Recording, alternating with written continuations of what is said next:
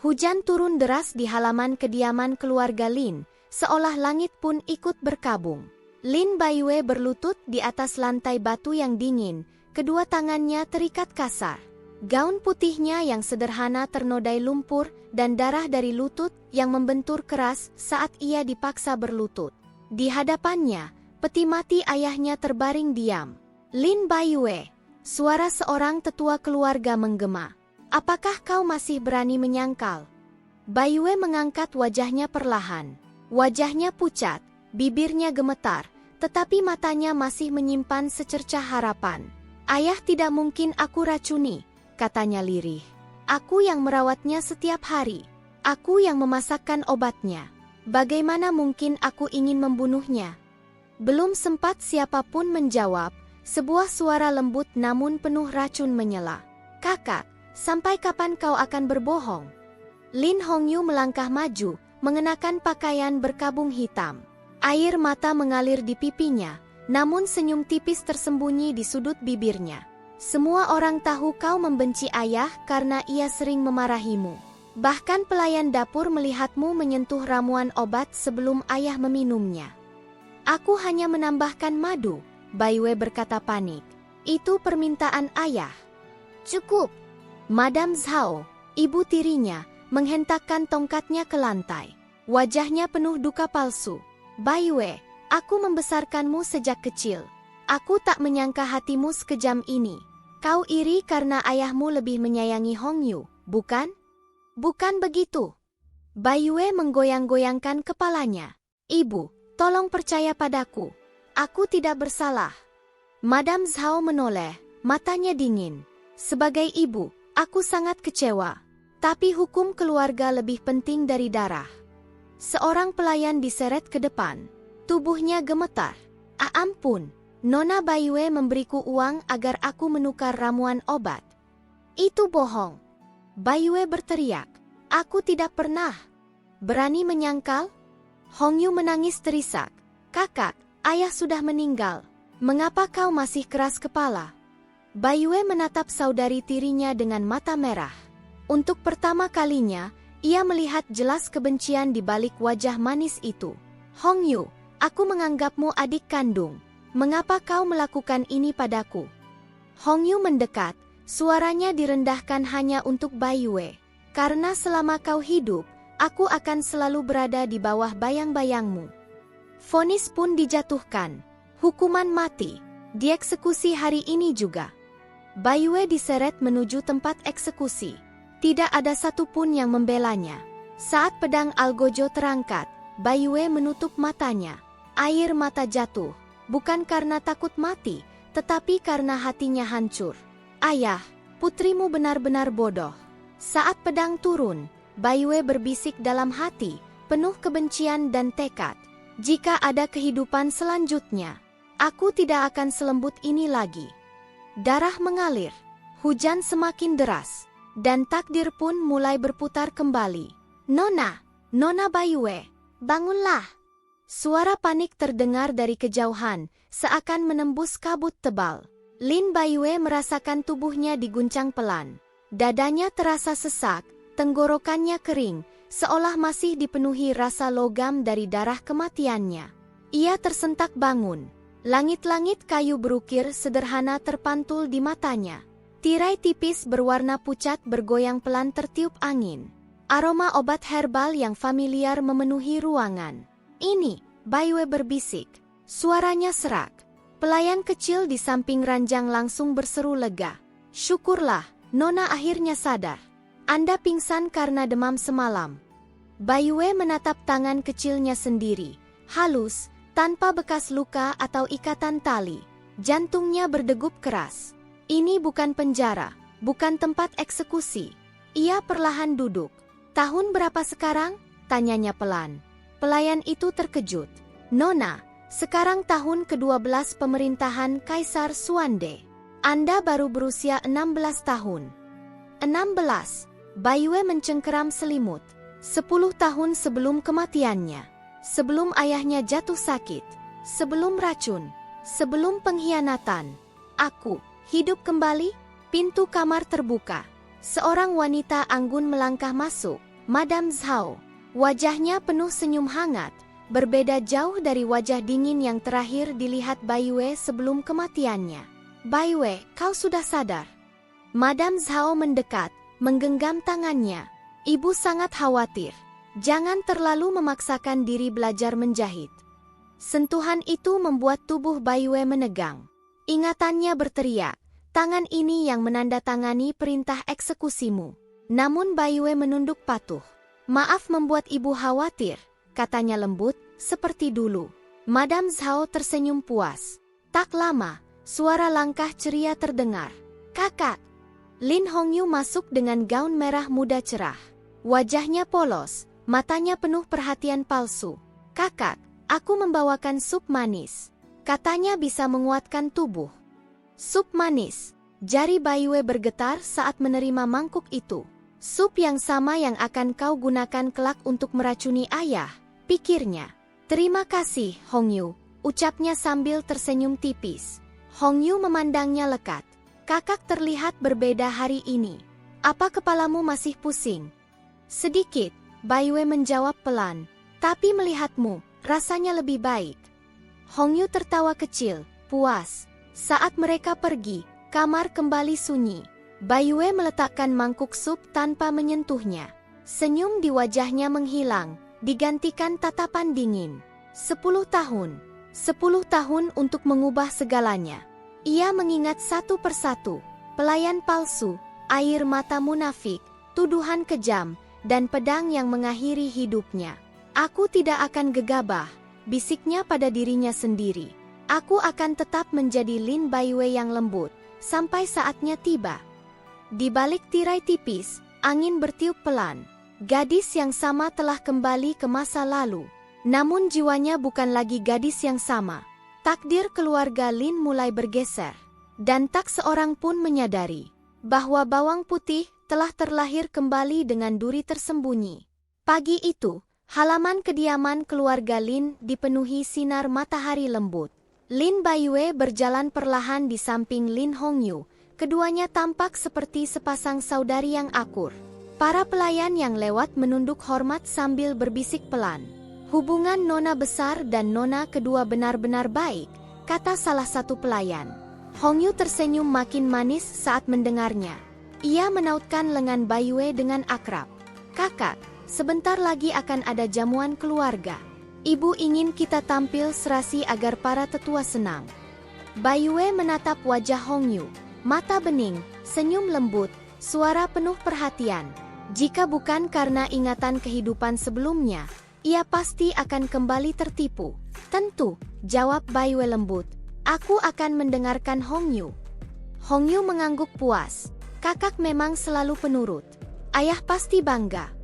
Kata ayah membuat jantung Bai Wei berdenyut.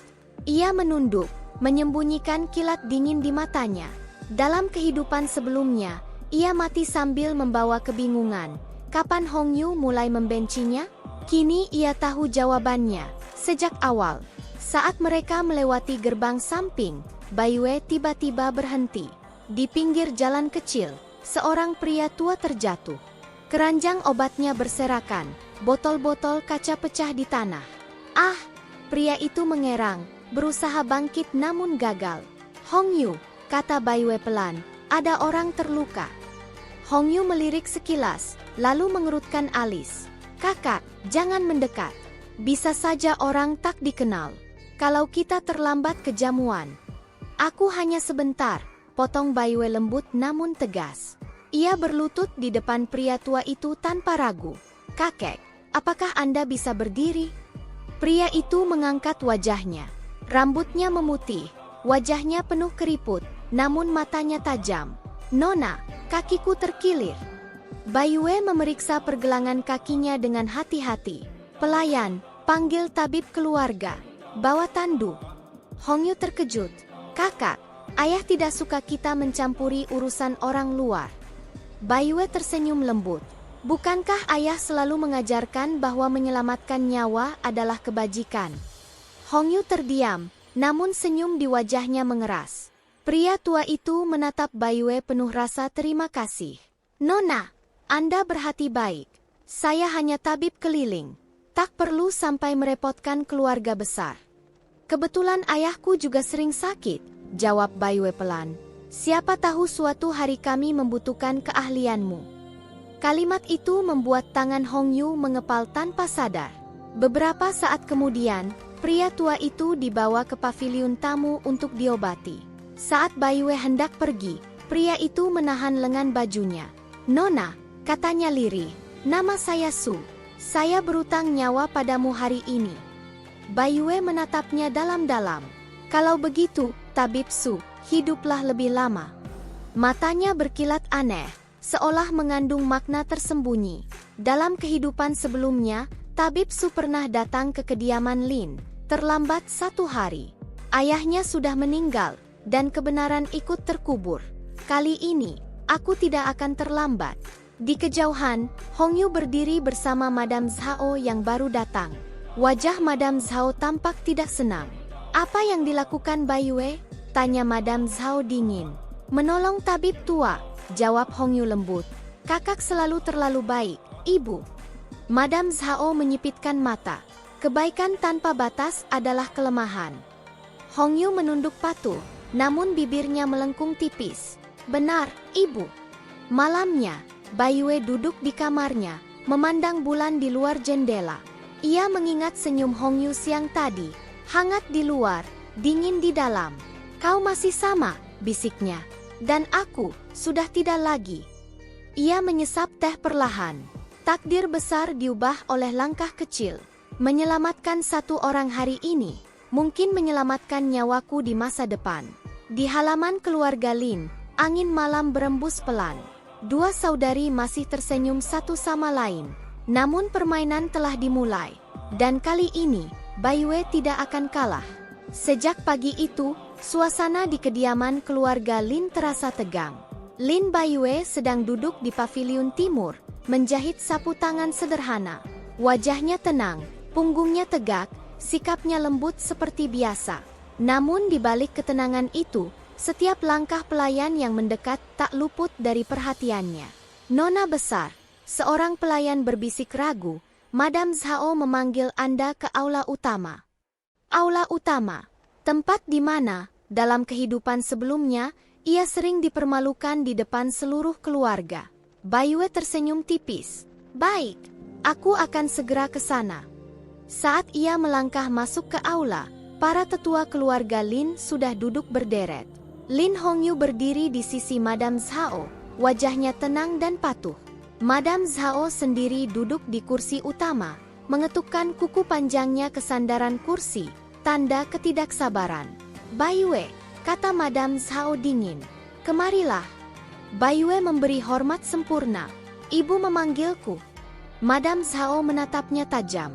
Aku mendengar kau membawa orang luar, seorang tabib keliling, ke paviliun tamu. Benarkah itu?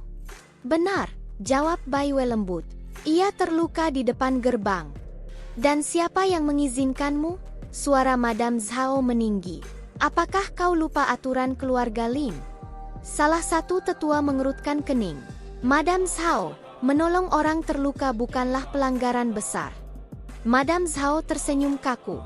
Tetua mungkin tidak tahu. Baiwei sering bertindak tanpa berpikir.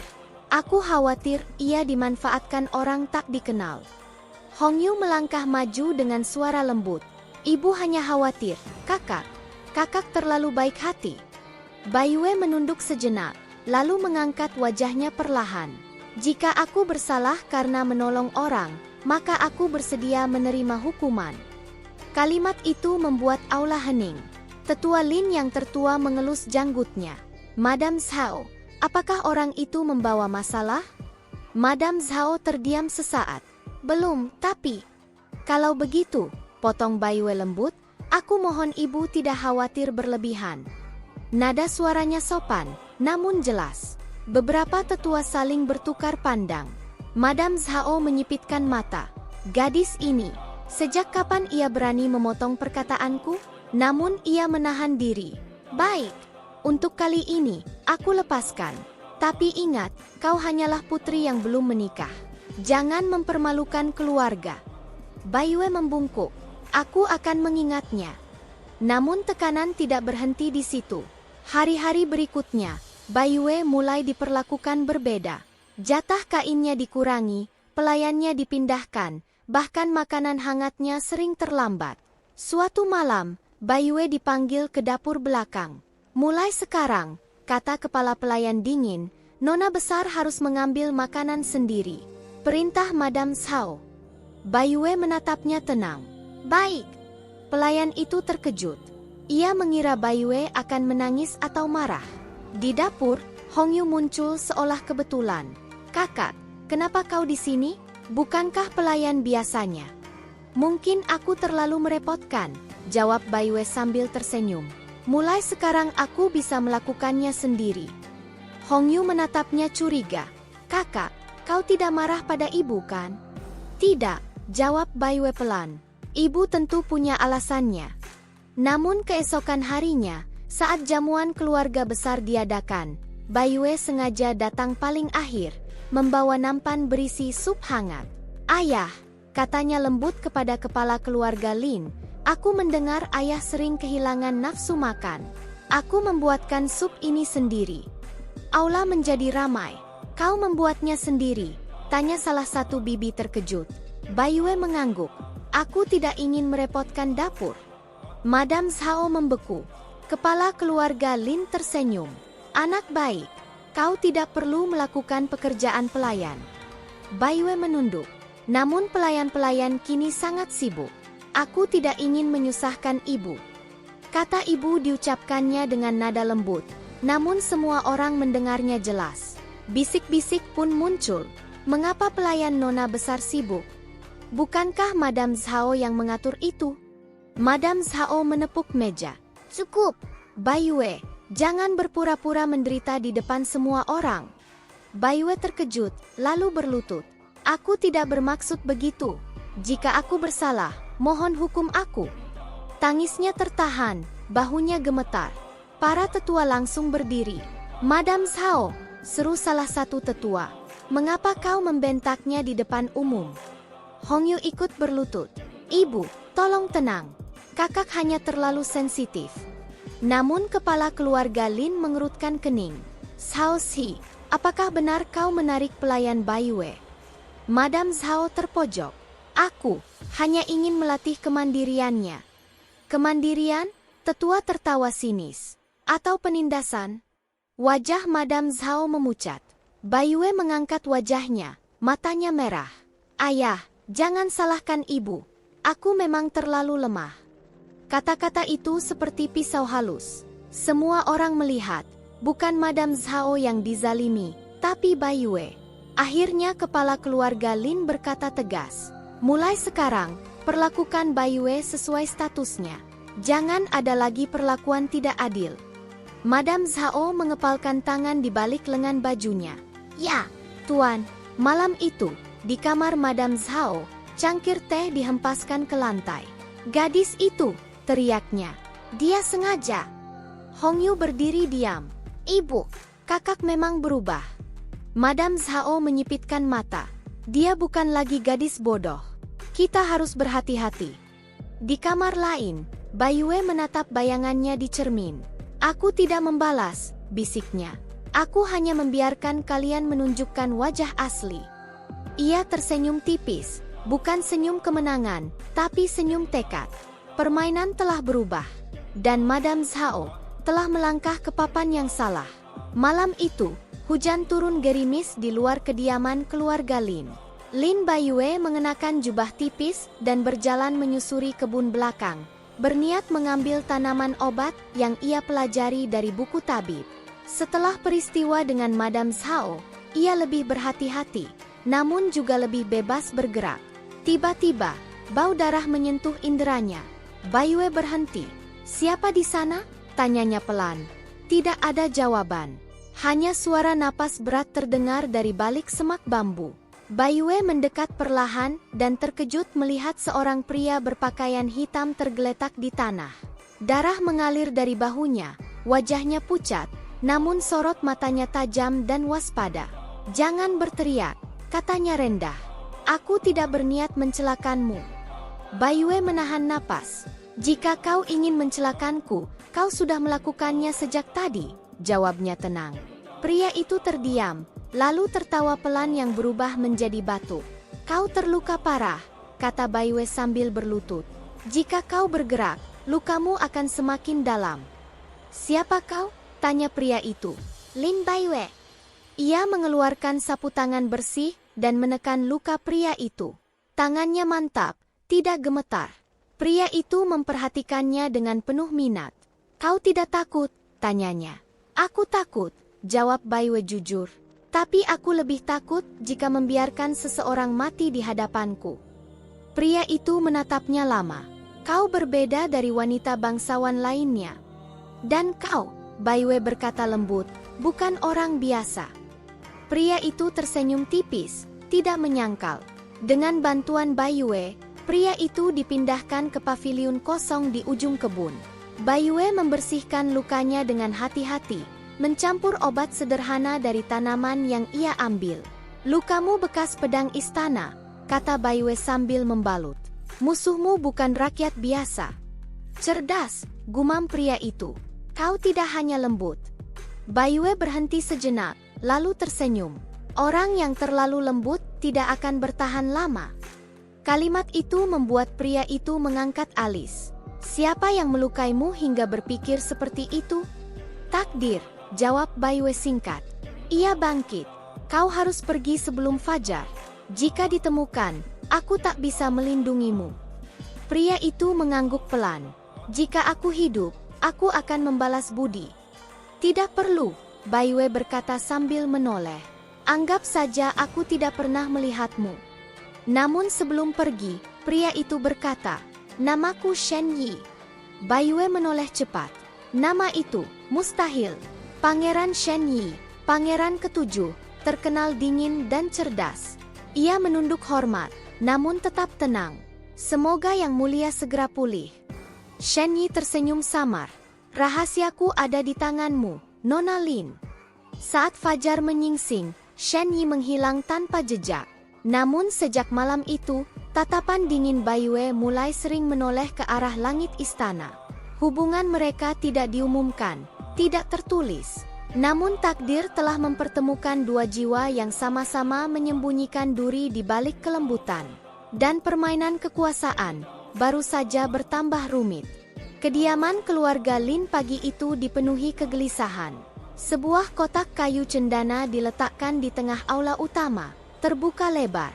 Di dalamnya, kosong. Padahal, semalam, kalung giok Phoenix milik mendiang nyonya besar, pusaka keluarga Lin, seharusnya tersimpan rapi di sana. Itu tidak mungkin hilang begitu saja, suara salah satu tetua meninggi. Kalung itu diwariskan turun-temurun. Madame Zhao duduk dengan wajah pucat namun matanya berkilat dingin. Pusaka itu disimpan di paviliun timur, katanya perlahan. Tempat tinggal Lin Baiwei. Aula langsung gempar. Apa maksudmu? Kepala keluarga Lin menoleh tajam. Hong Yu berdiri di samping Madame Zhao. Wajahnya pucat, mata merah seolah menangis semalaman. Ayah, aku tidak ingin menuduh kakak, tapi semalam aku melihat seseorang keluar dari paviliun kakak dengan kotak kecil. Hong Yu, seru Baiwei, seolah terkejut. Apa yang kau katakan? Hong Yu menggigit bibirnya, air mata jatuh. Aku berharap aku salah, tapi pelayan juga melihatnya. Dua pelayan segera diseret ke depan. Kami melihat nona besar membawa sesuatu dan menyimpannya di laci, kata mereka gemetar. Semua mata tertuju pada Baiwei. Dalam kehidupan sebelumnya, di saat seperti inilah ia menangis, membela diri dengan putus asa, dan kalah. Namun kali ini, Baiwei justru tersenyum tipis. Kalau begitu, katanya lembut, carilah. Madame Zhao mengangkat alis. Kau tidak keberatan? Tidak, jawab Baiwei sambil menunduk sopan. Jika aku bersih, tidak perlu takut. Keberaniannya membuat beberapa tetua ragu. Penggeledahan dilakukan di paviliun Baiwei. Laci dibuka satu persatu. Akhirnya, ketemu, teriak seorang pelayan. Kalung giok Phoenix terangkat ke udara. Suasana langsung membeku. Hong Yu menutup mulutnya, menangis terseduh. Kakak, mengapa? Itu pusaka keluarga. Madam Zhao berdiri dengan wajah penuh amarah. Lin Baiwei, kau benar-benar tidak tahu malu. Namun Baiwei tetap tenang. Apakah itu benar-benar ditemukan di kamarku? Atau diletakkan di kamarku? Hongyu terkejut. Kakak, bagaimana bisa kau? Ayah, Baiwei menoleh kepada kepala keluarga Lin. Suaranya lembut namun jelas. Bolehkah aku mengajukan satu permintaan? Apa? Tanya ayahnya ragu. Periksa laci itu dengan teliti. Lihatlah bagian bawahnya. Pelayan menurut. Saat laci diangkat, sebuah lapisan palsu terlihat jelas. Tetua-tetua saling pandang. Lapisan ini baru, kata salah satu tetua. Kayunya belum lama dipotong. Madam Zhao membeku. Baiwei melanjutkan. Sejak kecil, aku menyimpan barang di sana. Tidak pernah ada lapisan ganda. Hongyu tersentak. Itu tidak membuktikan apapun. Benarkah? Baiwei tersenyum tipis. Kalau begitu, mari kita lanjut. Ia menoleh ke pelayan. Pelayan Liu, kau bilang melihatku membawa kotak kecil semalam. Pelayan itu mengangguk cepat. Jam berapa? Menjelang jam hai. Baiwei menatap ayahnya. Ayah, semalam aku demam. Tabib keluarga memberi aku ramuan. Dan aku tidak keluar kamar sama sekali. Tabib keluarga dipanggil. Benar, katanya ragu. Nona besar memang sakit semalam. Aula mulai gaduh. Hongyu menggenggam lengan baju Madam Zhao. Ibu, bagaimana ini? Baiwei melangkah mendekat, suaranya rendah. Hongyu, kau bilang pelayan melihatku. Tapi kau lupa satu hal. Apa? Hongyu bertanya panik. Kalung itu semalam masih berada di aula utama. Kepala keluarga Lin terkejut. Aku sendiri yang memeriksanya sebelum tidur. Wajah Hongyu langsung memucat. Kalau begitu, Baiwei melanjutkan, bagaimana kalung itu bisa berada di pavilionku sebelum aku keluar kamar? Suasana sunyi mencekam. Salah satu tetua berdiri. Madam Zhao, Hongyu, apakah kalian punya penjelasan? Madam Zhao mengepal tangan. Kau sengaja menjebak kami. Baiwei berlutut tiba-tiba. Baiwei tidak berani menjebak siapapun. Aku hanya tidak ingin difitnah lagi. Kata lagi menggema berat. Hongyu akhirnya berteriak. Kau berpura-pura. Kau sengaja memancing kami. Baiwei menatapnya, dingin, tanpa senyum.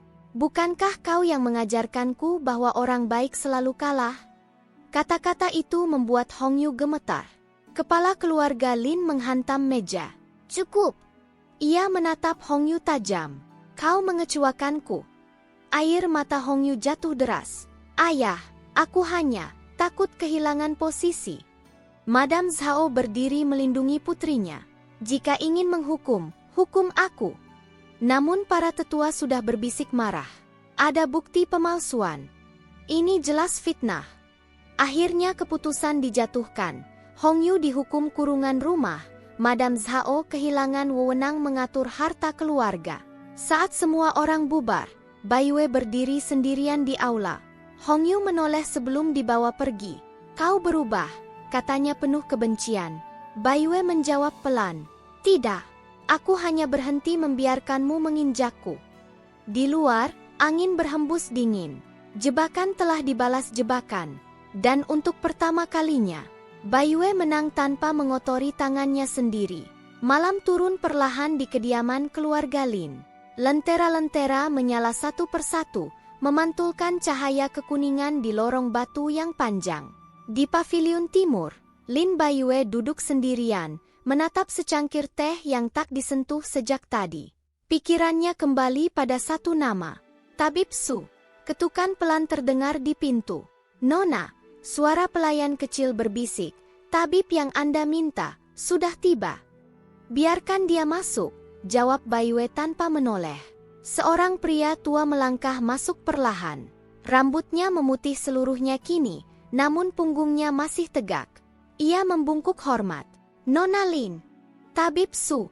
Baiwei berdiri dan membalas hormat dengan sempurna. Terima kasih telah datang diam-diam. Su menatap sekeliling, memastikan tak ada orang lain. Nona menyelamatkan nyawa saya. Sudah seharusnya saya membalasnya. Baiyue mempersilakan duduk.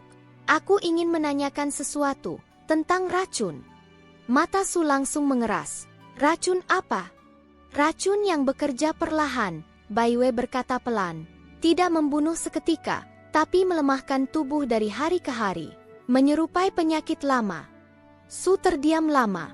Lalu ia menghela napas berat. Racun seperti itu memang ada. Jantung Baiyue berdegup kencang. Apakah racun itu bisa dicampur ke dalam obat? Su menatapnya tajam. Nona, siapa yang Anda curigai? Baiyue tidak menjawab langsung. Jika seseorang mengonsumsi racun itu setiap hari, apa gejalanya? Su menunduk, suaranya menjadi berat. Kehilangan nafsu makan, kelelahan kronis, batuk darah di tahap akhir. Tabib biasa akan mengira itu penyakit paru atau usia lanjut. Baiyue mengepalkan jarinya. Semua sama. Tepat sama seperti ayahnya di kehidupan sebelumnya. Tabib Su, katanya perlahan, jika aku mengatakan bahwa racun itu kelak akan digunakan pada ayahku, apa yang akan kau lakukan? Su tersentak. Ini tuduhan berat. Aku tahu, jawab Baiyue tenang. Karena itu aku belum meminta Anda bersaksi. Aku hanya ingin tahu, apakah racun itu meninggalkan jejak? Su berpikir sejenak. Jika dicampur terus-menerus, akan meninggalkan residu di pembuluh darah. Namun, hanya tabib berpengalaman yang bisa mengenalinya. Baiyue menatapnya lurus. Kelak, aku akan membutuhkan kesaksianmu. Su mengangguk pelan. Jika hari itu tiba, saya tidak akan bersembunyi. Setelah Su pergi, Baiyue berdiri lama di depan jendela. Angin malam menusuk kulitnya, namun pikirannya justru terasa panas. Madame Zhao, ia tidak bisa bertindak ceroboh. Satu kesalahan, semua akan berakhir seperti kehidupan sebelumnya. Keesokan harinya, Baiyue berpura-pura tertarik pada pengelolaan dapur obat keluarga. Ibu, katanya lembut kepada Madame Zhao saat jam minum teh. Aku ingin belajar tentang ramuan. Ayah sering sakit, aku ingin membantu. Madame Zhao menatapnya penuh curiga. Sejak kapan kau tertarik pada hal-hal seperti itu? Baiyue tersenyum malu. Aku hanya ingin berguna. Madame Zhao menimbang sejenak, lalu tersenyum tipis. Baik, kau boleh melihat, tapi jangan mencampuri. Iya, ibu. Namun sejak hari itu, Baiyue mulai mencatat semuanya. Nama ramuan, takaran, pelayan yang bertugas, jam pengantaran obat. Ia memperhatikan satu hal yang mencurigakan. Obat ayah selalu melewati dapur Madame Zhao terlebih dahulu. Suatu sore, Baiyue mendekati pelayan dapur tua bernama Cui. Bibi Cui, katanya lembut, aku ingin membuatkan sup herbal untuk ayah. Ramuan apa yang biasanya dipakai? Pelayan itu ragu. Biasanya, Madame Zhao yang menentukan. Kalau begitu, Baiyue tersenyum, bolehkah aku melihat daftar ramuan lama? Aku takut salah. Cui akhirnya mengangguk. Di antara daftar itu, Baiyue menemukan satu nama kecil, ditulis samar di sudut kertas. Suechan. Ia menahan napas. Suechan, dalam dosis kecil, obat. Dalam dosis berulang, racun lambat. Malam itu, Baiyue menutup pintu kamarnya rapat-rapat. Ia menulis satu persatu, nama ramuan, tanggal, pelayan yang membawa obat, waktu penggantian dapur. Belum cukup, pikirnya. Aku butuh saksi, aku butuh waktu. Di sisi lain kediaman, Madame Zhao duduk gelisah. Hong Yu, katanya tajam, apa kau merasa kakakmu mengamatiku? Hong Yu menggertakkan gigi. Dia tidak polos lagi. Ibu. Madame Zhao menyipitkan mata. Kalau dia mencurigai obat. Ibu, Hong Yu berbisik. Haruskah kita? Belum, potong Madame Zhao. Belum waktunya. Di paviliun timur, Baiyue menatap catatan rahasianya. Sedikit lagi, bisiknya. Kebenaranmu akan keluar, perlahan, seperti racun yang kau berikan. Angin malam kembali berhembus. Kebenaran belum sepenuhnya terungkap, namun retakan telah muncul. dan Madame Zhao tidak lagi berdiri di tanah yang kokoh. Malam itu, ibu kota diselimuti kabut tipis. Lentera-lentera istana memantulkan cahaya redup, seolah ikut menyembunyikan rahasia yang beredar di balik tembok tinggi. Di paviliun kecil di luar kota, tempat yang jarang dikunjungi siapapun, Lin Baiyue berdiri sendirian, memeluk jubahnya erat-erat. Ia tahu siapa yang akan datang. Langkah kaki terdengar di balik pintu kayu. Berat, teratur, namun berhenti sejenak sebelum mengetuk. "Masuklah," kata Baiyue pelan. Pintu terbuka. Pangeran Shen Yi melangkah masuk, mengenakan jubah hitam tanpa lambang kerajaan. Wajahnya tampak lebih dingin dari biasanya, sorot matanya gelap. "Kau terlambat," kata Baiyue. "Aku harus memastikan tidak ada yang mengikutiku," jawab Shen Yi. Ia menatapnya lama, seolah ingin menghafal setiap garis wajahnya. Situasinya semakin berbahaya. Baiyue tersenyum tipis. "Aku tahu." Shen Yi melangkah mendekat. "Aku juga tahu apa yang sedang kau lakukan di keluarga Lin." Baiyue menegang. "Apakah itu masalah?" "Masalah besar," katanya tegas. "Madame Zhao bukan orang biasa. Di baliknya ada orang istana. Jika kau melangkah terlalu jauh, kau akan mati." Kata mati menggantung di udara. Baiyue menunduk. "Aku sudah mati sekali." Shen Yi terdiam. "Itulah sebabnya aku datang." Ia meraih tangan Baiyue. Genggamannya hangat, kuat. "Pergilah bersamaku." Baiyue terkejut dan menatapnya. "Pergi? Aku punya wilayah di selatan, jauh dari ibu kota. Aman," Shen Yi berkata cepat, seolah takut kehilangan kesempatan. "Aku bisa melindungimu. Kau tidak perlu menghadapi ini sendirian." Baiyue menarik tangannya perlahan. "Yang mulia, ini bukan sekadar bahaya. Apapun itu, aku bisa." "Tidak," potong Baiyue lembut namun tegas. "Ini adalah dendam." Kata itu membuat Shen Yi membeku. "Aku tidak bisa pergi," lanjut Baiyue. "Belum. Balas dendam akan menghancurkanmu." Suara Shen Yi merendah, nyaris memohon. "Aku telah melihat terlalu banyak orang pintar mati karena itu." Baiyue tertawa kecil, getar, nyaris pecah. "Dan aku telah melihat terlalu banyak orang baik mati karena tidak membalas." Ia menatap Shen Yi dengan mata yang basah namun teguh. "Jika aku pergi sekarang, ayahku akan mati lagi." Shen Yi menggertakkan rahangnya. "Kau belum tentu bisa menyelamatkannya. Tapi aku harus mencoba." Hening menyelimuti paviliun. Hanya suara angin dan napas mereka yang terdengar. "Aku tidak ingin kehilanganmu," kata Shen Yi akhirnya. "Bukan karena kau berguna, bukan karena kecerdikanmu, tapi karena kau adalah dirimu." Baiyue terdiam. Dadanya terasa sesak. Untuk pertama kalinya sejak terlahir kembali, tembok di hatinya runtuh. "Aku takut," bisiknya. "Setiap malam aku takut semuanya akan berulang. Aku takut salah langkah. Aku takut jika aku lelah." Shen Yi mengangkat wajahnya dengan lembut. "Kalau begitu ikut aku. Aku akan memikulnya bersamamu." Air mata jatuh. Baiyue menutup wajahnya dengan kedua tangan.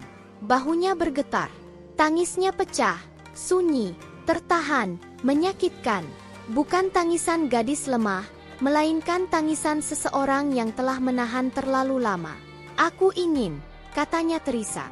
"Aku sungguh ingin pergi." Shen Yi memeluknya erat. "Tapi aku tidak bisa." Tangannya mencengkeram jubah Shen Yi. "Jika aku lari sekarang, maka semua rasa sakit ini tidak berarti apa-apa." Shen Yi menutup mata. "Kalau kau bertahan, kau mungkin tidak selamat." Baiyue mengangkat wajahnya. Air mata membasahi pipinya, tapi matanya jernih. "Kalau aku lari, aku tidak akan hidup sebagai diriku sendiri." Pelukan mereka terlepas perlahan. Shen Yi menatapnya lama, seolah mencoba menerima kenyataan yang tidak ia inginkan. "Baik." Satu kata, berat. "Aku tidak akan memaksamu," katanya akhirnya. "Tapi dengarkan aku baik-baik." Ia meraih tangan Baiyue dan menggenggamnya erat. "Jika kau berada dalam bahaya, kirimkan sinyal ini." Ia menyelipkan liontin giok kecil ke telapak tangan Bai Yue. Sekali hancur, orang-orangku akan datang. Bai Yue menatap liontin itu. Ini terlalu berharga. Tidak lebih berharga dari nyawamu, jawab Shen Yi. Ia melangkah pergi, lalu berhenti di ambang pintu. Jika suatu hari kau selesai, aku akan menunggumu. Bai Yue tidak menjawab. Ia hanya menunduk, menahan tangis yang kembali naik. Saat pintu tertutup, Bai Yue akhirnya jatuh terduduk. Ia menggenggam liontin itu erat-erat. Aku memilih jalan yang paling sulit, bisiknya. Maafkan aku. Di luar, Shen Yi berdiri lama di bawah cahaya bulan. Jangan mati, katanya pada angin malam. Aku tidak akan memaafkanmu jika kau mati. Di dalam paviliun, Bai Yue menghapus air matanya dan berdiri. Tangisnya berhenti. Punggungnya kembali tegak. Untuk pertama kalinya, ia menangis bukan karena lemah, melainkan karena ia memilih untuk tetap berdiri, meski tahu harga yang harus dibayar. Dan takdir tidak lagi bisa dihentikan. Langit ibu kota pagi itu kelabu, seolah tahu bahwa sebuah kebenaran berdarah akan diseret ke permukaan. Aula pengadilan kekaisaran dipenuhi pejabat berpakaian resmi. Suasana tegang menekan dada setiap orang yang hadir.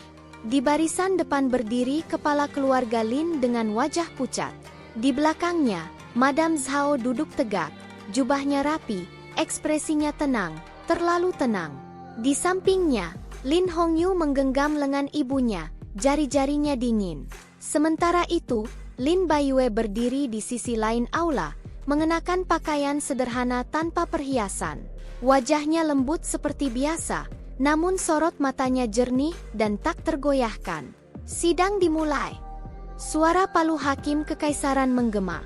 Keluarga Lin dilaporkan terlibat dalam penggunaan racun terlarang, pemalsuan obat, dan upaya pembunuhan terselubung terhadap kepala keluarga. Hakim berkata tegas. Siapa yang mengajukan tuntutan? Bai Yue melangkah maju dan berlutut hormat. Hamba Lin Bai Yue. Bisik-bisik langsung memenuhi aula. Madame Zhao tersenyum tipis. Gadis bodoh, kau benar-benar berani. Angkat kepalamu, kata hakim. Bai Yue mengangkat wajahnya. Hamba mengajukan bukti dan saksi. Silakan. Bai Yue memberi isyarat. Seorang pria tua dibawa masuk, Tabib Su. Banyak pejabat mengerutkan kening. Siapa orang ini? Tanya seorang pejabat. Hamba tabib keliling, Su membungkuk.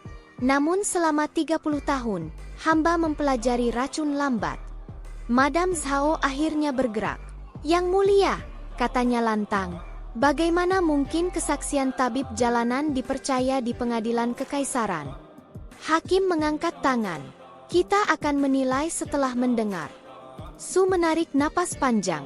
Racun bernama Suechan, dalam dosis kecil, obat. Dalam dosis berulang, racun mematikan. Efeknya menyerupai penyakit kronis.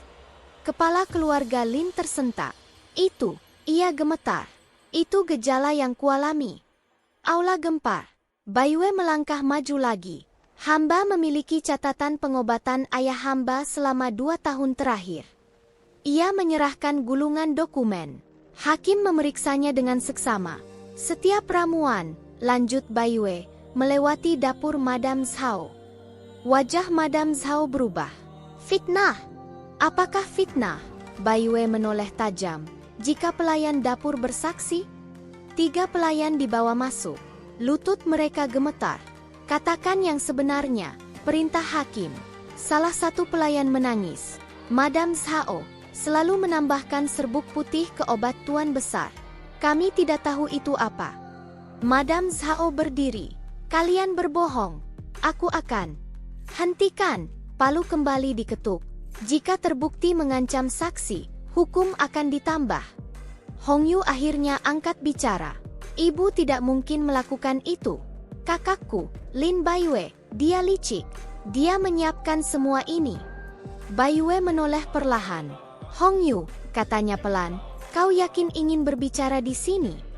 Hongyu menggertakkan gigi. Aku tidak takut. Kalau begitu, Bai Yue berkata tenang, bagaimana dengan ini? Ia memberi isyarat lagi. Seorang pelayan muda maju sambil membawa kotak kecil. Ini ditemukan di kamar Nona Hongyu. Kotak dibuka. Di dalamnya, sisa suecan, catatan takaran, dan sebuah sapu tangan bersulam nama Hongyu. Hongyu menjerit. Itu palsu. Itu diletakkan. Seperti kalung giok? Tanya Baiwei lembut. Kalimat itu menusuk tajam. Aula hening. Madam Zhao menoleh pada putrinya. Wajahnya mulai retak. Hongyu. Hongyu jatuh berlutut. Ibu, aku tidak bermaksud. Aku hanya ingin posisi itu. Hakim menghela napas panjang. Lin Hongyu, kau mengaku ikut serta. Hongyu mengangkat kepala. Air mata mengalir deras. Aku hanya mengikuti perintah ibu. Semua mata beralih ke Madam Zhao. Untuk pertama kalinya, wanita itu terlihat goyah. Zhao Si, kata hakim dingin. Apa kau masih menyangkal? Madam Zhao tertawa kecil, tajam dan pahit. Bagus, sangat bagus. Ia menatap Baiwei. Sejak kapan kau mulai merencanakannya? Baiwei menjawab jujur. Sejak aku mati di kehidupan sebelumnya. Tentu saja tak ada yang memahami sepenuhnya, namun hawa dingin merambat di aula. Madam Zhao tertawa lagi. Kau menang, tapi jangan berpura-pura suci. Hongyu tiba-tiba merangkak ke arah Baiwei. Kakak, ampuni aku. Aku masih muda. Kau kejam. Kau memerangkap kami satu persatu. Tangannya mencengkeram ujung jubah Baiwei. Baiwei menunduk, menatap wajah yang dulu ia lindungi sepenuh hati. Wajah yang sama, yang tersenyum saat ia dihukum mati. Aku kejam. Baiwei bertanya pelan. Hongyu terisak. Kau tahu aku tidak secerdasmu. Aku hanya takut. Baiwei menarik jubahnya perlahan. Aku juga pernah takut. Ia berdiri tegak, menatap Hongyu tanpa amarah, tanpa senyum. Aku hanya memperlakukanmu seperti caramu memperlakukanku dulu. Tangis Hongyu pecah. Hakim berdiri. Putusan pengadilan. Madam Zhao terbukti bersalah atas percobaan pembunuhan, penyalahgunaan racun, dan konspirasi. Hukuman, pengasingan seumur hidup. Lin Hongyu, sebagai kaki tangan, dicabut status bangsawan, diasingkan ke daerah perbatasan. Saat mereka diseret pergi, Madam Zhao menoleh sekali lagi. Lin Baiwei, kau akan menyesal. Baiwei menjawab pelan. Aku sudah menyesal, di kehidupan sebelumnya. Pintu aula tertutup keras. Kepala keluarga Lin berdiri gemetar di depan Baiwei. Ayah, gagal melindungimu. Baiwei menunduk. Yang penting ayah masih hidup. Di luar aula, angin bertiup kencang. Lin Hongyu menjerit memanggil namanya, tapi Baiwei tidak menoleh lagi. Bawang merah telah jatuh. Bukan karena pedang, melainkan karena kebenaran yang tak bisa lagi ditutupi. Dan bagi Baiwei, ini bukan kemenangan, melainkan akhir dari mimpi buruk yang terlalu panjang. Musim gugur datang lebih cepat tahun itu. Daun-daun kuning berguguran di halaman kediaman keluarga Lin, berputar perlahan sebelum menyentuh tanah. Angin tidak lagi membawa aroma darah atau ketegangan, melainkan keheningan yang aneh, keheningan setelah badai panjang. Di paviliun utama, Lin Baiwei berdiri di depan jendela terbuka. Ia mengenakan pakaian polos berwarna biru pucat. Tidak ada lagi jubah berkabung, tidak pula pakaian penuh intrik. Untuk pertama kalinya sejak lama, napasnya terasa ringan. Madam Zhao telah diberangkatkan pagi ini. Suara ayahnya terdengar dari belakang. Baiwei menoleh.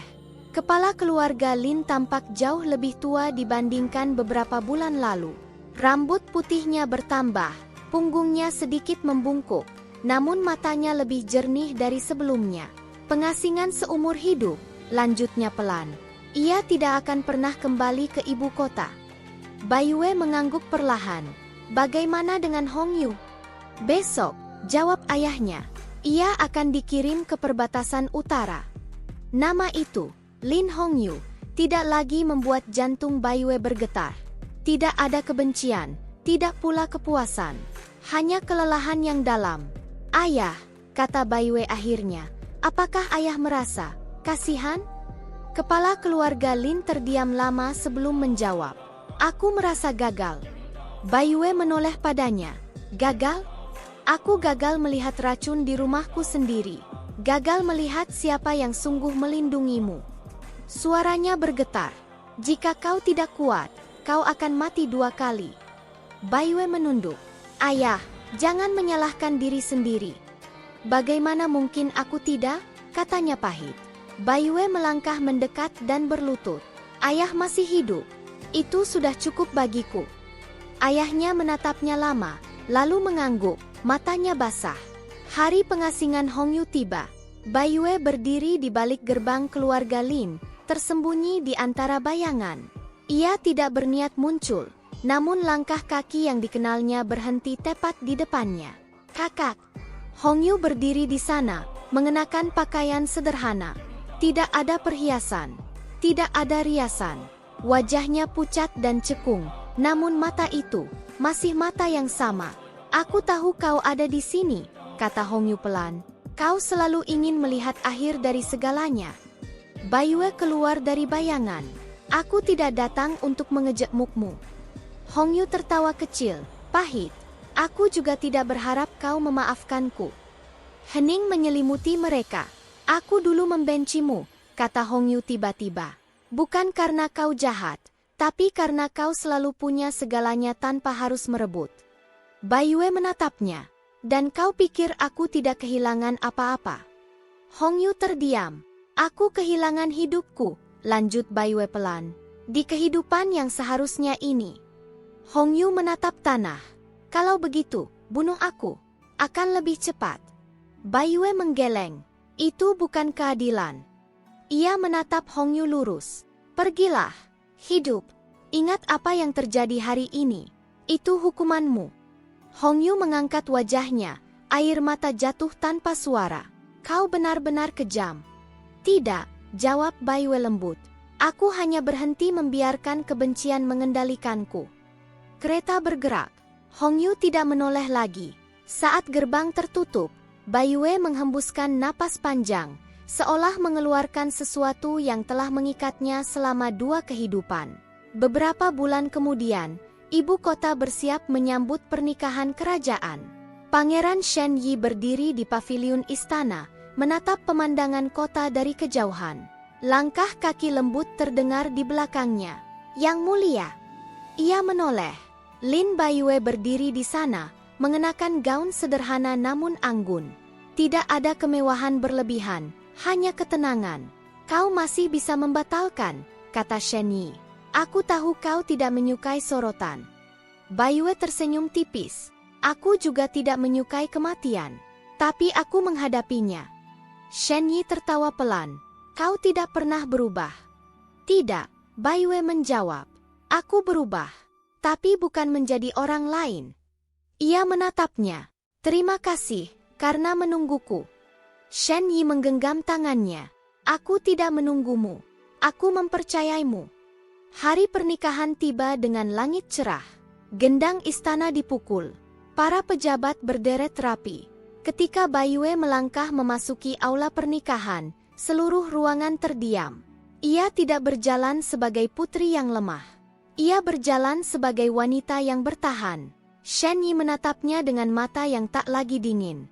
Sumpah pernikahan, kata pejabat istana. Bai Wei menunduk hormat. Aku, Lin Bai Wei, tidak berjanji menjadi wanita paling lembut, tapi aku berjanji akan berdiri sejajar, dalam terang maupun gelap. Shen Yi tersenyum. Aku, Shen Yi, tidak berjanji melindungimu dari segalanya, tapi aku berjanji tidak akan membiarkanmu menghadapinya sendirian. Saat mereka bersujud bersama, Bai Wei menutup mata. Ayah, aku selamat. Kali ini, aku hidup. Malam itu, di paviliun kediaman baru mereka, Bai Wei duduk di depan meja kecil. Di hadapannya, liontin giok yang dulu diberikan Shen Yi. Aku hampir memecahkannya, katanya pelan. Shen Yi mengangkat alis. Tapi kau tidak melakukannya. Aku belajar, Bai Wei tersenyum, bahwa kekuatan bukan selalu memanggil bantuan, tapi tahu kapan harus berdiri sendiri. Shen Yi menatapnya lama. Kau akan menjadi wanita terhormat yang ditakuti dan dihormati. Baiyue menggeleng. Aku tidak ingin ditakuti. Lalu apa? Aku ingin tidak mudah diinjak. Mereka tertawa pelan. Di luar, bulan bersinar terang. Tidak ada lagi racun di cangkir teh. Tidak ada lagi jebakan di balik senyum. Takdir baru telah dipilih. Lin Baiyue bukan wanita baik karena terlahir suci, melainkan karena ia belajar bertahan tanpa kehilangan dirinya sendiri. Dan kisah bawang merah bawang putih ini pun berakhir. Bukan dengan darah, melainkan dengan keberanian untuk hidup.